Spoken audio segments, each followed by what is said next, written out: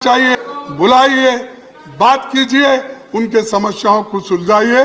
लेकिन ऐसा to GS news तक में आप सभी मसीह भाई बहनों को बहुत बहुत मैं स्वागत करता हूं। मैं मानचंद भारती आज बात करने वाला हूं जिस तरीके से राज्यसभा में संसद में चर्चा हुई धर्म को लेकर के हालांकि खासकर नहीं की गई है, उसमें दलित भी हैं, SC ST की OBC के लोगों के ऊपर बात की गई है, मजदूरों की बात की गई है, मतलब बहुत सारी बातें की गई हैं। लेकिन वहीं पर खास करके ज़्यादा टारगेट करके ये कहा गया था जो कि कांग्रेस के नेता वहाँ पे संसद चल रही थी, संसद सत्र है जो कि राज्यसभा के इस टाइम पे, और जिस समय सांसद भी हैं नरेंद्र मोदी भी हैं, वो भी वहाँ पे उस टाइम पे बैठे थे। हालांकि हर सांसद वहाँ पे उपस्थित होते हैं। तो मेरे प्रियो यहाँ पर बात ये करते हैं कि जरूरी क्या है। मोदी सुनते हुए भी देखते हुए भी चुप है, ऐसा क्यों?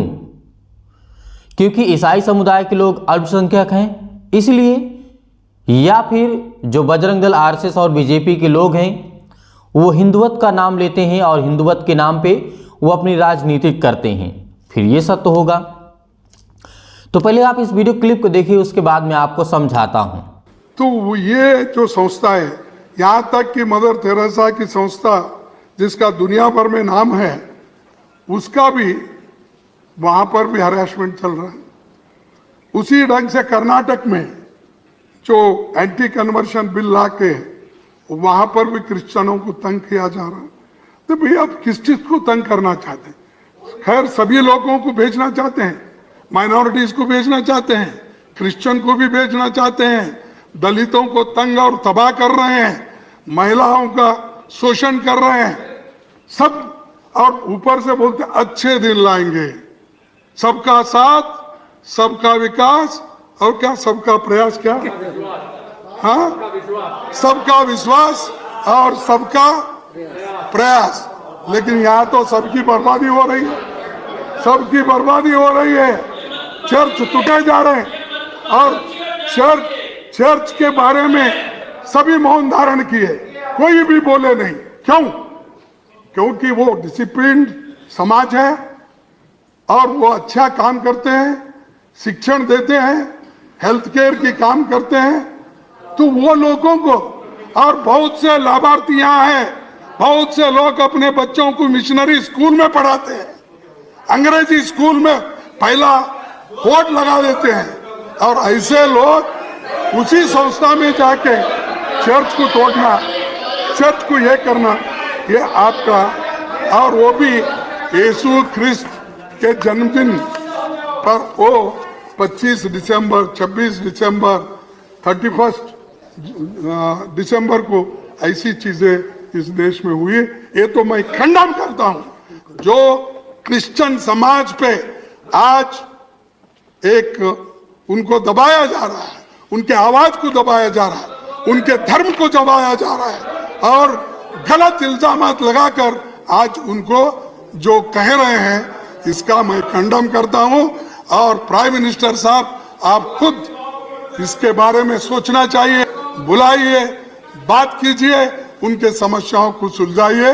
लेकिन ऐसा अपने चेले चपेटों को भेजते रहेंगे और वो बर्बाद करके वापिस आएंगे, इससे कोई देश का हित नहीं होता, देश के लिए ठीक नहीं है। तो जिस तरीके से आपने इस वीडियो क्लिप में देखा कि राज्यसभा संसद के द्वारा यहाँ पर सत्रकालीन के द्वारा जब यहाँ पे चर्चा होती है और यहाँ पर खास करके टारगेट करके ईसाई समुदाय के ऊपर कांग्रेस के नेता जो कि सांसद हैं और वो BJP पर हमला करते हैं, और नरेंद्र मोदी भी यानी भारत के प्रधानमंत्री भी वहाँ पे उपस्थित थे। तो ये हमें देखने को मिलता है कि जब मोदी सबको सुनने के बाद आखिर क्यों चुप है। यहाँ पर मदर टेरेसा के बारे में बात की जाए तो मदर टेरेसा का जो संस्थान है वो काफ़ी बहुत पहले से है और उन्होंने कभी धर्म परिवर्तन नहीं करवाया। जिस तरीके से कर्नाटक में एंटी करप्शन जो कन्वर्जन बिल ला करके यहाँ पर ईसाई समुदाय को दबाया जा रहा है, और ये बात सही है कि मोदी सरकार के द्वारा हर एक राज्यों में बहुत ज़्यादा खास करके ईसाई समुदाय को टारगेट करके वहाँ पर मतलब उनको चोट पहुँचाने का काम करते हैं, चाहे वो आर्थिक हो, चाहे मानसिक हो, चाहे किसी भी तरीके से हो, उन्हें चोट पहुँचाने का बीजेपी यानी भारतीय जनता पार्टी कर रही है। और ये बात सत्य है, जिस तरीके से मदर टेरेसा के संस्थाओं को वहाँ पे हस्तक्षेप किया जा रहा है। अभी इतने साल कांग्रेस की सरकार रही, तब तो कोई ऐसी घटना नहीं घटी। आप आ गए हिंदुत्व को लेकर के, कट्टरपंथ को लेकर के, नहीं केवल हिंदू ही लोग रहेंगे।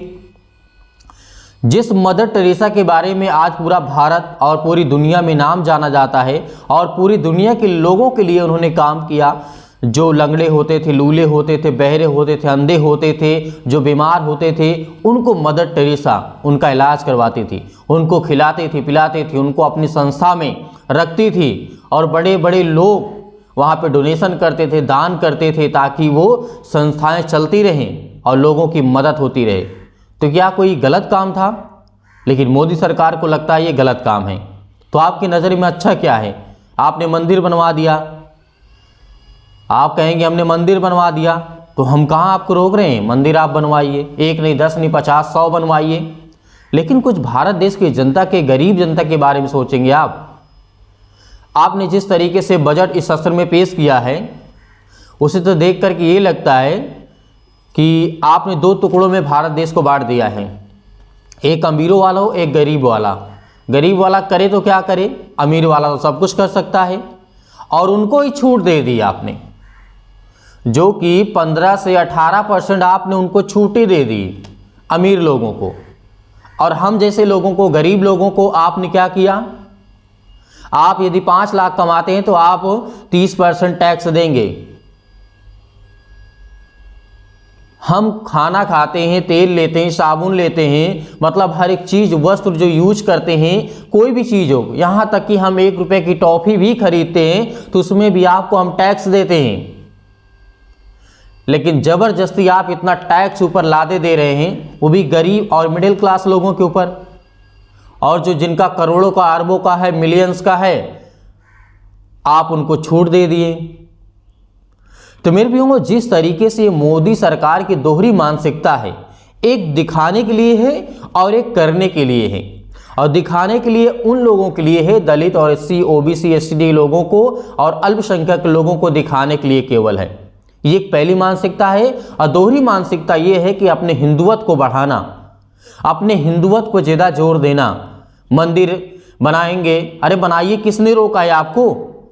लेकिन मेरे प्यो, यहाँ पर राहुल गांधी ने भी कई बार कहा है कि मैं चुप नहीं बैठूंगा, जिस तरीके से आपने। लेकिन अब विपक्ष इतना कमज़ोर है कि उनकी हंसी उड़ाने लगते हैं, उनका मजाक उड़ाने लगते हैं। लेकिन ऐसा नहीं है, वो दौर भी था और दौर आएगा भी। हर एक दौर, हर एक समय बदलता है। इस बात को याद रखना, हर एक भारतीय जनता पार्टी वाले लोगों को इस बात को याद रखना चाहिए कि घमंड और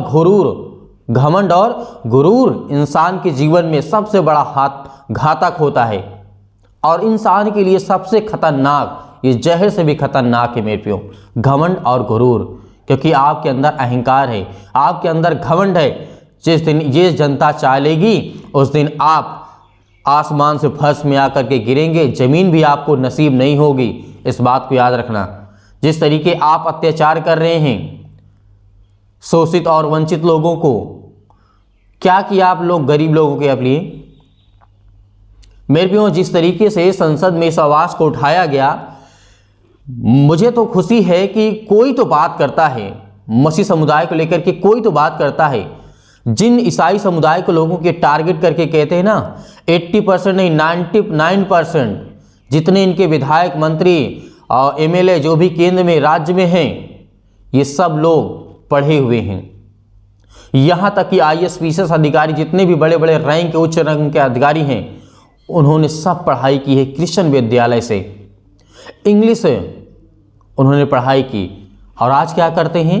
आप उसी विद्यालय को तोड़ना चाहते हैं, आप उसी संस्था को तोड़ना चाहते हैं, आप उसी ईसाई समुदाय को हटाना चाहते हैं जो ईसाई समुदाय लड़ाई में था और इंटरनेट के दुनिया में था सबसे आगे, मोबाइल के और हर एक चीज़ जिस सेक्टर में आप देखेंगे उस सेक्टर में आपको मिलेंगे ईसाई समुदाय के लोग। और उन्होंने अपना 100% दिया इस भारत देश के लिए, ताकि भारत देश की जनता के लिए और भारत देश के लिए कुछ अलग किया जाए और भारत देश को नंबर 1 बनाया जाए। लेकिन आज उन्हीं ईसाई समुदाय लोगों को आप लात मारते हैं। ऐसा कभी भी संभव नहीं हो सकता। मैं हमेशा कहता हूं कि आपको परेशान किया जा सकता है, आपको सताया जा सकता है, लेकिन और इससे ज़्यादा आपके साथ और कुछ नहीं किया जा सकता है। और ना ही उनके पास इतनी ताकत है और ना ही इतनी हिम्मत उन लोगों के पास है। और मुझे ज़्यादा कुछ नहीं बोलना चाहूँगा। आपका क्या ओपिनियन है, आप क्या सोचते हैं बीजेपी के बारे में, भारतीय जनता पार्टी के बारे में? खास करके मैं टारगेट करके कहता हूँ, आपकी मानसिकता क्या है? आप अब भी सपोर्ट करते हैं तो हमें कमेंट बॉक्स में कमेंट करके जरूर बताइए। यदि नहीं करते तो क्यों नहीं करते हैं, इस बात का हमें जरूर बताइएगा। आगे और पीछे दोनों को अच्छी तरीके सोच लेना कि क्या ये समाज के लिए और गरीबों के लिए और हर एक दबे हुए तबके के लोगों को क्या ये सरकार सही मायने में काम कर पा रही है? कमेंट बॉक्स में कमेंट करके जरूर बताइएगा। परमेश्वर आपके परिवार को बहुत आय से आशीष दे। God bless you all of you. Thank you.